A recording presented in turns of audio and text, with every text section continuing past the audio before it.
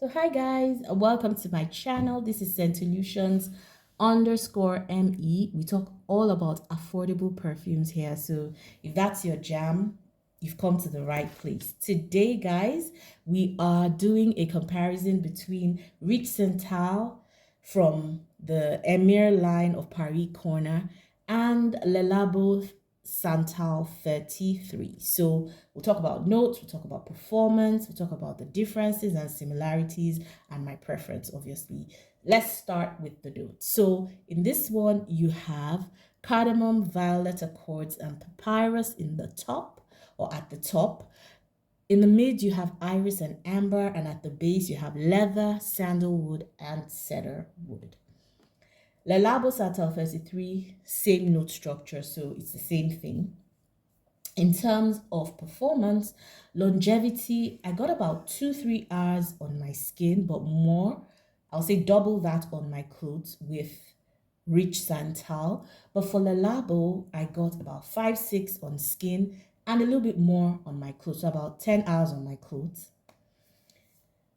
Performance in terms of sillage and projection, I would say that Le Labo Santal 33 definitely projected a little bit above arm's length.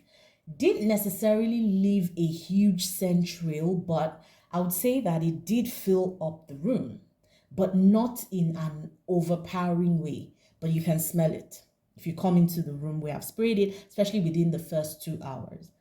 For Rich Santal, I would say it stayed a little bit closer to my skin. So it didn't leave quite a huge trail.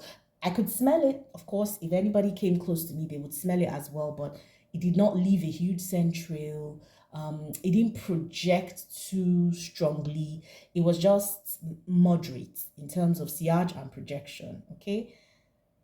In terms of the smell, right, for Rich Santal, I got a very rustic, woody, leathery type of scent with something like a watery purple floral. So, iris, violet, they have a purple floral, a typical purple floral touch that they add to a fragrance. Now, I got that, but it was in a watered down type of way. It wasn't the richness, the way you would experience it in a perfume like, let me say, Je Noir. Okay, here you get that, but it feels like the purple florals are watered down. Okay, and then I got something that smelled like pickle juice, and everybody says that. I was hoping I wouldn't get it, but I got it from here. And then I also got something just a bit sterile, like I couldn't really relate with this as a perfume for some reason. It smelled like medicine. It smelled like antibiotics, like the way my son's skin smells when he's taking antibiotics and like maybe he pees or something, and I can smell that strong antibiotic smell. There was something like that in the whole mix. Let's go to Rich Santal. Imagine what I have just described for Le Labo, but in a diluted form. So imagine that Le Labo had an EDT, an eau de toilette. That is what Rich Santal would be. So it's the same thing. I get those purple floral notes, a leathery accord, some woodiness, obviously. In fact, a lot of woodiness. And it's in that very rustic way, like you were in the woods or something. So I get all of that, but it's in a more diluted form than the original Le Labo Santal 33. Okay, now, what is my preference? I would say, interestingly, that I prefer Rich Santal.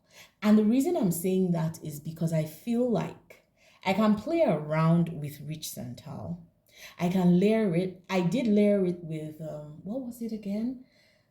Some citrus. I can't remember if it was Chloe Nomad or something. I layered it with a sweetish citrus, and then it gave me a very interesting scent. So I'm trying to play around with this with layering. I feel like it will be a very good layering base, but you just have to add something sweet, something maybe citrusy to give it a kick or just to take it in a different direction to what it is today.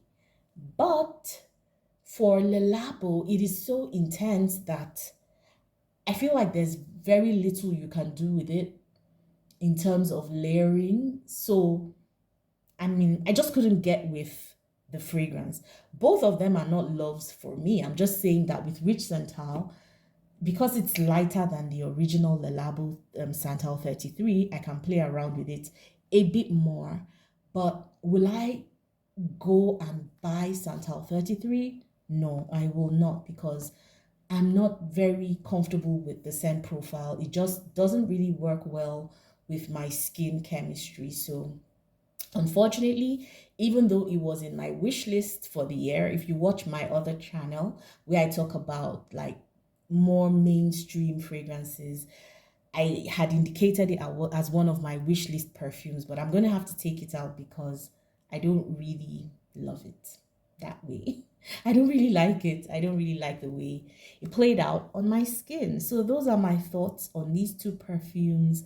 But if you like something different, if you like something unique, because these are definitely unique scents, I feel like they're very artistic scents, actually.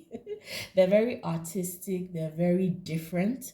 So if you like different, if you like artistic, if you like to challenge your nose and just train your nose to smell something different, if you want a different olfactory experience, then this will be for you.